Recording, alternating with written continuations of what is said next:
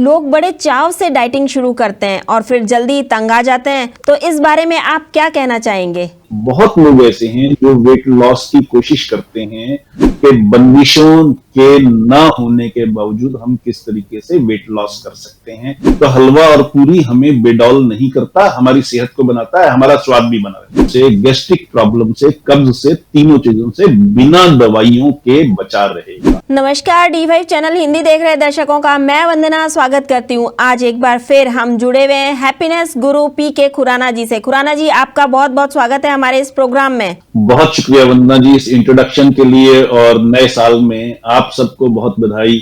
D5 Hindi channel के दर्शकों को बहुत बधाई, और हमें उम्मीद है ये साल बहुत बेहतर गुजरेगा, बहुत अच्छा गुजरेगा। धन्यवाद आपका। आज हम बात करेंगे डाइटिंग और डकार की। लोग बड़े चाव से डाइटिंग शुरू करते हैं और फिर जल्दी तंग आ जाते हैं और पतला होने के बजाय वो बहुत बेडोल से हो जाते हैं, तो इस बारे में आप क्या कहना चाहेंगे? वंदना जी, ये आज के जमाने के लिए बड़ा रिलेवेंट सवाल है। अमेरिका में अगर आप देखें तो वहां अराउंड 70% लोग ओबीस हैं, मोटापे से पीड़ित हैं, और वहां थिएटर्स में और बसों में, ट्रेन्स में, यहां तक कि एयरलाइंस में उनको कुर्सियां चौड़ी करनी पड़ी। इस हद तक मोटापे का रोग जो है वो लोगों को तंग करता है। तो भारत में भी सिचुएशन बहुत अच्छी नहीं है कोई भी।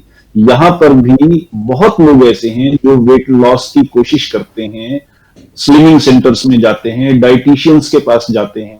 अब जब आदमी डाइटिशियंस के पास जाता है तो पहली चीज ये होती है, तली चीजें बंद कर दो, हलवा पूरी बंद कर दो, पराठे खाना बंद कर दो, ये करो, ये ना करो, ये ना करो। ये बंदिशें इतनी होती हैं, आदमी बड़े चाव से डाइटिंग शुरू करता है, लेकिन जिस दिन डाइटिंग शुरू करता है उसी दिन से ये भी सोचना शुरू करता है कि जब मैं डाइटिंग वाला ये प्लान बंद करूंगा तो मैं ये खाऊंगा, ये खाऊंगा, ये खाऊंगा।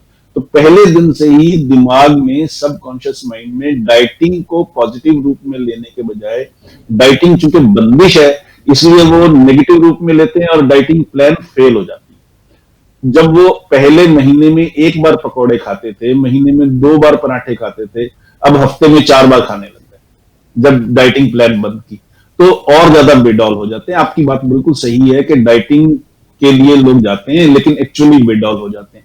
तो बंदिशों के कारण ये प्रॉब्लम हो रही है। हमें इस चीज को समझने की जरूरत है कि बंदिशों के ना होने के बावजूद हम किस तरीके से वेट लॉस कर सकते हैं, हेल्दी रह सकते हैं। वेट लॉस अकेला नहीं, हेल्दी भी रह सकते हैं। ये हमें समझने और सोचने की जरूरत है। यानी कि आपके कहने का मतलब ये है कि हमें हलवा पूरी परांठे सब कुछ खाना चाहिए? जी हाँ, मैं तो इस चीज का एडवोकेट करता हूं कि हलवा पूरी पराठे बिल्कुल मत छोड़ो। सिर्फ संयम की बात है और समझदारी की बात है, विजडम की बात है। देखिए, नॉलेज और विजडम में जो सबसे बड़ी चीज है वो ये है कि हम संयम ये रखें कि हम कब खाएं। ये हमें अगर पता हो तो हलवा और पूरी हमें बेडौल नहीं करता, हमारी सेहत को बनाता है, हमारा स्वाद भी बना रहता है। देखिए, नाश्ता जब हम करते हैं, जनरली 9 बजे तक लोग नाश्ता कर लेते हैं भारत में। उसके बाद ऑफिस जाना है, बिजनेस में जाना है, जहां भी जाना है, अपना काम करना है। औरतों के साथ थोड़ा सा लेट होता है कई बार, लेकिन जो महिलाएं घर में हैं, पति को भेजा, बच्चे को स्कूल भेजा, उनके साथ थोड़ा सा लेट हो सकता है। लेकिन मर्दों के साथ जनरली 9 बजे तक, 9:15 बजे तक लोग नाश्ता कर लेते हैं। कई लोग उससे भी पहले करके ऑफिस निकल जाते हैं।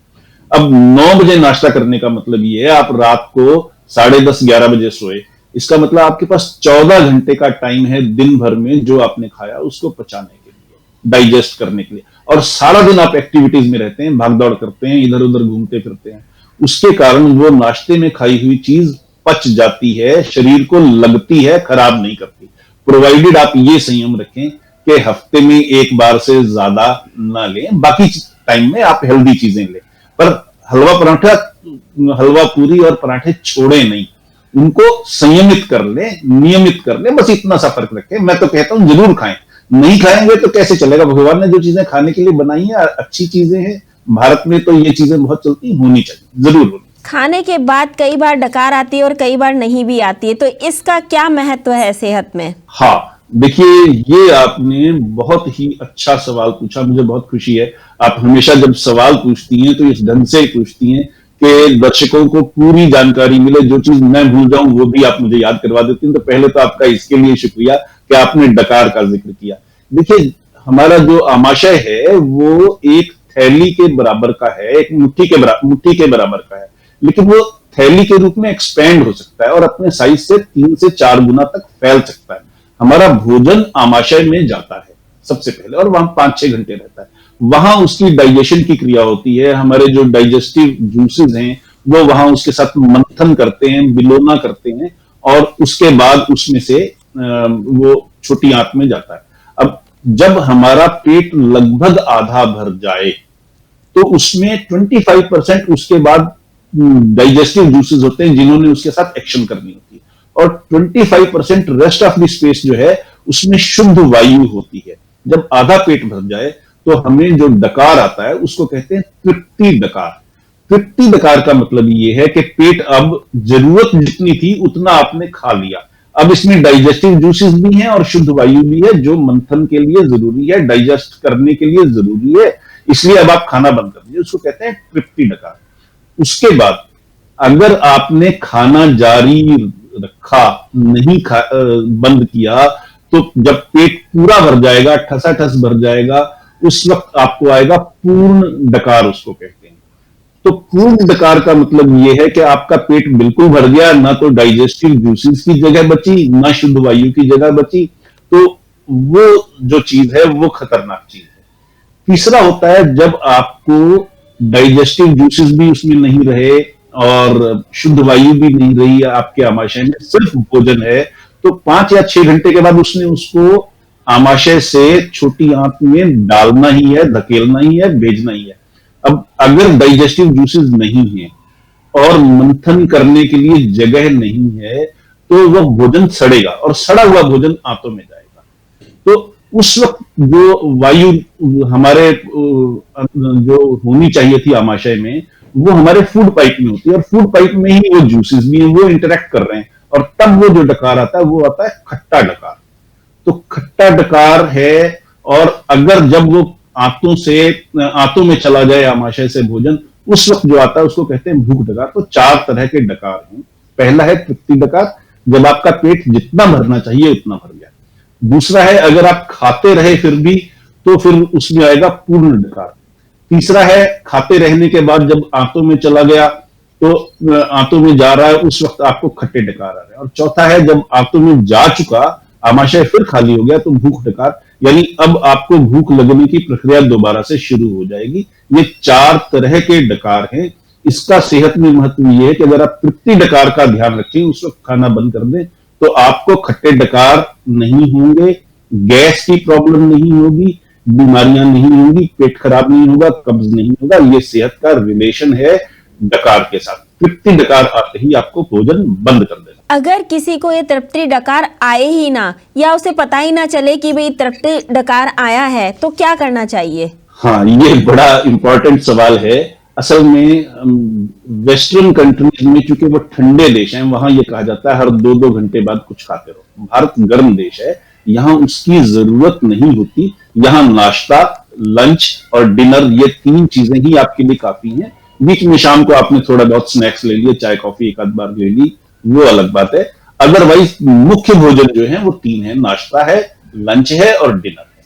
तो जब लोग 2-2 घंटे बाद खाते रहते हैं या अदरवाइज लगातार खाते रहने की लोगों को जिनको आदत है, उनको तृप्ति डकार कभी भी नहीं आएगा, क्योंकि आमाशय सिकुड़ा ही नहीं, उसमें से हवा मुंह में आई ही नहीं, तो उनका तृप्ति डकार आना बंद हो जाता है। लचीलापन भी खत्म हो जाता है आमाशय का, उस हालत में फ्लेक्सिबिलिटी भी खत्म हो जाती है, क्योंकि उसको सिकुड़ने का मौका ही नहीं मिलता। तो ऐसे लोगों के साथ या तो उनको तृप्ति डकार आना ही नहीं है इस कारण से, या बाई चांस उन्होंने नोटिस नहीं किया। तो जब आप खाना खाना शुरू करते हैं, शुरू में तो आपको बिल्कुल पता नहीं लगता, थोड़ी देर बाद पेट में हल्का हल्का भारीपन नजर आना शुरू हो जाता है, हमें महसूस होता है। वो सिचुएशन है जब आपका पेट आधा भर गया।